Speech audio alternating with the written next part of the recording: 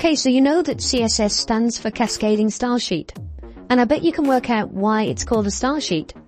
But what about the cascading bit? This is a question I get asked a lot. The best way I can explain it is to give you an example. Now we're over at LiveWeave and I'm going to create a selector and a declaration block.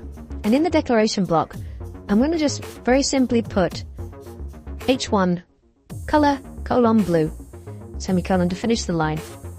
And all the headers, they're all H1s, they all become blue. Now, I can actually have other CSS trying to control a header. So for example, I could use a method called inline CSS, which you'll see later. And we just start that off here. Style equals, and I'm going to put color red.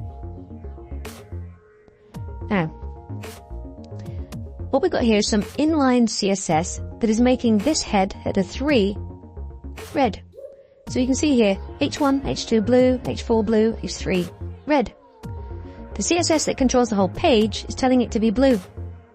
The inline CSS here tells it to be red. And all the cascade is, it's a set of rules, if you like, that help to decide which bit of CSS will win if there is conflicting information trying to style a particular selector. So we've got CSS trying to style this H1 red and this CSS trying to style the H1 blue. Which one wins?